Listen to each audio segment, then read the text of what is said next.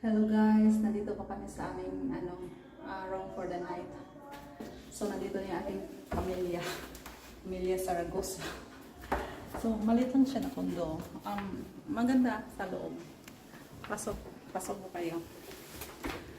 So ano siya, mayroon siyang ganito. Kagaya ng mga, ito na yung ng kapatid ko. Napamangkin ko. Kakarating lang namin. Ang check-in namin is 3 o'clock. So, dumating kami sa Cebu. Dumating kami sa Cebu 3 o'clock in the morning. So, nagbarko kami. Tapos, kumain muna kami ng around 7:30 sa Pier 3 sa Labasan. Tapos, mayroong car na nag-approach sa amin na kung pwede, so instead of taxi, ang ginamit namin, kami doon, ma-open man yung lalaki. So, 700 pesos from Pier 3 to here, Lapu-Lapu City. Hindi kami, medyo malapit kami sa airport. 11 minutes from here to the airport. So, there was a misunderstanding. Kasi yung confirmation number ko is magkaiba. Yung number na ang tawag ko, tinatanong ako kung pwede ko daw confirm yung hotel, so so gusto nila malaman, blah blah blah na ganyan. So tumawag ako ng mga past 8 o'clock. Tapos naghingi ako ng tulong sa mga asawa ko, so na-confirm na, tawagan na kung sino yung nag-book. Kasi nag-book ako sa travel, Capital One Travel. Ginamit ko kasi yung points ko. So, basically wala akong binayaran, di ba? So, this is like $66. And then, after taxes and everything, it's like $79 something. So, it's not bad. The location is very nice. So, ito na po ang ating, maliit lang siya. So, mayroon po siyang ganito. Sayang at ako alis ng 8 o'clock. No. Ang flight ko is 1:15 after midnight. So, dapat sana kahapon kami pupunta, pero dahil maulan, ganyan, so wala na. So, hindi ko na maano. So, kumuha ako dito para yung maghatid sa akin, yung nanay ko, pamangkin kong bunso, at saka yung kapatid ko. At saka yung nag-video pala is yung kapatid kong bunso na lalaki. So, yan. Ito yung, palit lang siya, ganito. So, finally, around 1:30 in the afternoon, tumawag ako at gano'n yung sabi ng same number. And finally, nagpunta na talaga ako sa aking account, sa Capital One Travel account ko. Tapos, kiniklik yung manage trip. Tapos, nang mag-click ako, doon na pala lahat-lahat.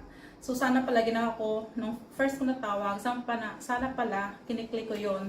Hindi sana kami magdusa ng, I spend like, kumain na kami ng lunch, almusal. Tapos, yun yung nanay ko. So, punta kami ng McDonald's, wala akong cash. So, kailangan ko pumunta sa, may cash ako pero it's not enough. So, kailangan ko pumunta sa kainan, natatanggapin yung aking credit card. So, punta kami ng McDonald's. And then, kasi kumain na kami ng, like 8 o'clock. So, around 10 o'clock, nang dumating, nagpunta ng McDonald's, ganyan. Tapos, nag-stop na naman kami ng 7-Eleven. Turn out to be 7-Eleven, hindi siya tatanggap ng credit card. So, Paymaya, which is I'm not familiar with. So, finally, nung kiniklik ko yung manage your trip, blah blah. Nung pag-click ko noon, doon ko nalaman na iba pala yung number. Tama pala yung sabi ng asawa ko na mayroong, iba yung number na binigay sa akin. Sabi doon babae, ginamit lang yung number niya, blah blah. So, pero nung napunta ko na siya, finally yung number na yun, very approachable naman yung nakasagot sa akin, and they are really like, sabi niya, punta na kayo dito, tapos naawa sila sa amin, kasi sinabi ko 8 o'clock pa lang, nandito na kami. So anyway, back to so kung may kailangan kami, so pwede namin kontakin dito. Ayoko nang pindutin, baka kung ano-ano naman ang mangyari. So yun, ito yung kitchenette niya. Parang siya refrigerator ganap laki. This is maganda. Mayroon silang freezer, empty. Hindi namin alam kung ano gagawin ko. Siguro sila. Mayroong microwave. Siguro ito is Rice cooker, siguro rice cooker, di ba? So, kumpleto siya. Initan ng tubig. Ito yung aking, kung kilala niyo ako, alam niyo kung bakit ng itong kulay. So, ito yung mga ano niya. Maganda siya na kondo, Kondo. So, kumpleto siya. Maliit lang, pero maganda. Ayan, may rice cooker pala. Ano ba yun nandoon? Bagong rice cooker. So, pwede kang magluto. At saka, paano ba to? Ito, oh wow, ang cute niya. So, i-open mo siya. Mayroon siyang labahan. And then, yun. So, overlooking yung ano. Nasa 11th floor pala kami. Nasa 11th floor. Nakasombrero ba ako kasi? Nakasombrero ako kasi kakadating nga talaga namin.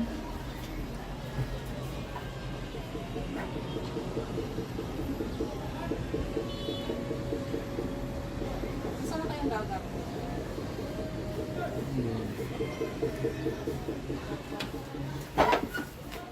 So, parang ano to, no? Parang house rebel. So ito yung bathroom. Teka nga muna.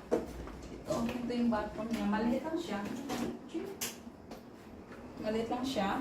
And mayroon siyang ganyan. So, tapos, ito yung shower room. So, ito yung shower. Tingnan ko ano man mayroon dito nakatabi. Oh my God. Okay. So, ganito siya. And then, yun. Laptop siya. So,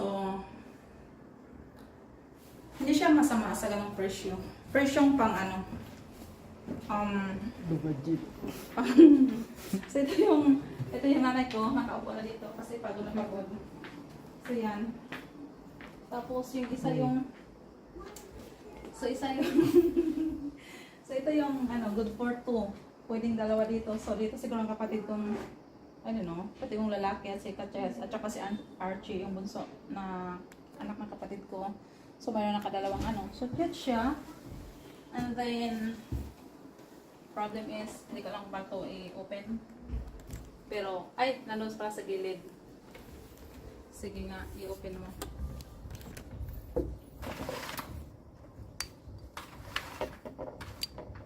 Ay, ito siya mo. Ayun. So, ayan. Ito yung ganyan para hindi mainit. Oh my goodness.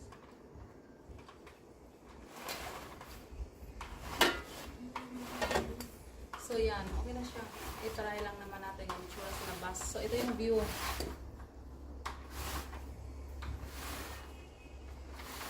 Nasa 11th floor kami. Ayun pala.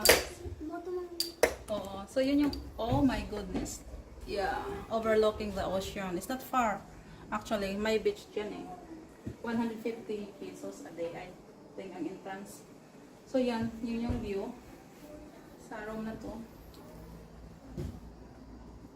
So, yung dagat, makikita mo.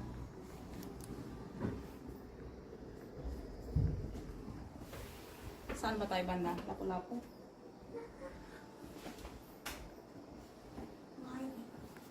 So, dito tayo sa master's bedroom. Maliit lang siya. Ito na yung ano. So, ito yung master's bedroom niya. So, hindi siya ano. Tapos, yan. Mayroon siyang ano. Pwede mo siyang parang kahit lumabas, natakot ako. Pero yan. Tignan mo yung ano. Diba? Ang ganda ng view. Siguro maganda ito sa gabi. So, yan. Naku, ayoko nito. Natakot ako. Ayoko lumabas. We are dito.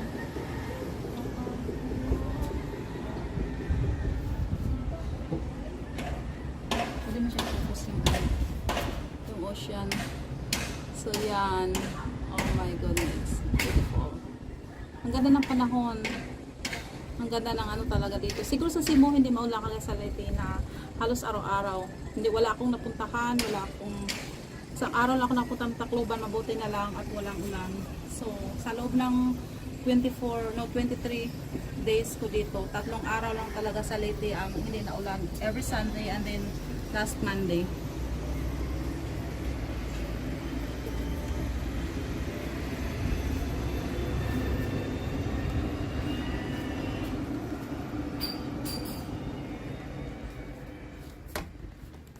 Sunay. Ano sa may kasulti? Nagtatagalog ako dahil marami akong mga pinsan at kamag-anak na sa Manila. Mahirap mag-interpret para mag-Bisaya. So, and then, mayroon kasi akong kaano sa YouTube na taga Europe. So, lagi siyang talagang nagko-comment sa akin. Sabi niya, ano kaya ibig sabihin noon? Kasi, hindi kita maintindihan. Nag-Bisaya ka lagi. So, tinatry ko na magtagalog paminsan-minsan. So, pag marami kami as a group, nagbibisaya talaga kami, di ba? Pero pag ako'y nagsasalita, makikita niyo naman yung aking yung sa Pinay ni is a Bisaya word of Pilipina. Oh. So yan. Ayun ang kapatid ko. Bakit kayo sila naka-yellow? Hindi ko alam. Kagabi naka-orange kami. Aalis ako siguro 10 o'clock na, no? 10, 11, 12, 1. It's 3 hours before my flight. So, alis ako ng 10 o'clock ng gabi. So, hindi talaga ako titira. Hindi ako makakatulog dito. So, sila lang. Mayroon siyang swimming pool from 8 o'clock in the morning until 8 o'clock in the evening. So, alis kami. Pupunta kami ng SM dahil hindi pa ako tapos sa mga pasalubong.